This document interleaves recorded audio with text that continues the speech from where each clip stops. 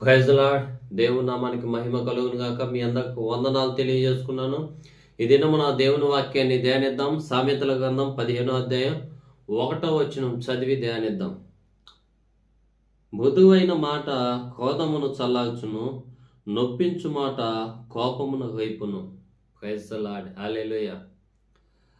ఇతరులతో మనం మాట్లాడేటప్పుడు ఎలా మాట్లాడాలి అనే జ్ఞానాన్ని సొలొమోను ఈ 15వ అధ్యాయం 1వ వచనంలో మనకి తెల్లతేటగా మాట్లాడుతున్నాడు.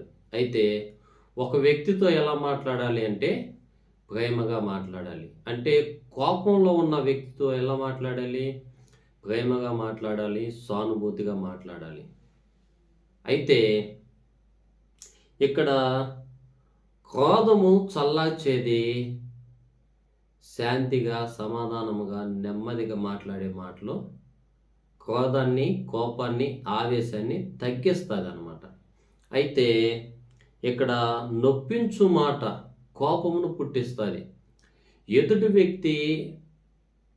వ్యక్తిని కించపరిచి తక్కువ చేసి మాట్లాడి మరి ఆ వ్యక్తి నువ్వేం చేయలేవు, నీ వల్ల ఏం కాదు అని తక్కువగా చేసి మాట్లాడి అతనికి కోపం పుట్టించే, నొప్పి కలిగించే, హృదయంలో గాయపరిచే మాటలు మాట్లాడితే అది ఏ వ్యక్తి అయినా కావచ్చు, కుటుంబంలో అయితే స్నేహితుల మధ్య కావచ్చు, భార్యాభర్తల మధ్య కావచ్చు, తల్లిదండ్రుల మధ్య కావచ్చు, మరి ఎనీ పర్సన్ ఏ వ్యక్తి మధ్య అయినా కావచ్చు. అయితే కోపాన్ని చల్లార్చే మాటలు, ప్రేమ కలిగిన మాటలు పలకాలి కానీ ఇంకా నొప్పించే మాటలు ఒక చోట గొడవ జరుగుతుంటే ఎక్కడైనా ఆ వ్యక్తి తిడతా ఉంటాడు, ఇంకొక వ్యక్తి తిడతా ఉంటాడు. అయితే ఆ కోపాన్ని, ఆ తిట్టే ఆవేశంగా ఉన్న వ్యక్తుల్ని ప్రేమ కలిగిన మాటలు మాట్లాడి చల్లార్చడానికి, ఆ గొడవను తగ్గించడానికి చూడాలి కానీ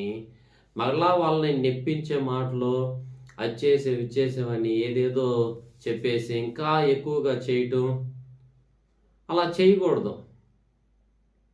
మండే మంటలో వెళ్ళి పెట్రోల్ పోస్తే బొగ్గుమని మండిద్ది. అలా చేయకూడదు అనమాట. అయితే యేసుక్రీస్తు ప్రభువు ఈ లోకానికి వచ్చి ప్రేమను చూపించాడు.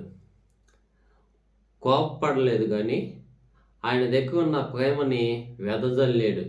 ఈ లోకాన్ని దేవుడు ఎంతో ప్రేమించాడు. ఆయన మాటలకి ఆకర్షించబడ్డారు. కాబట్టి ఈ రోజున మనం ఇతరులను ప్రేమిద్దాం, కోపపడకుండా ప్రేమ కలిగిన మాటలు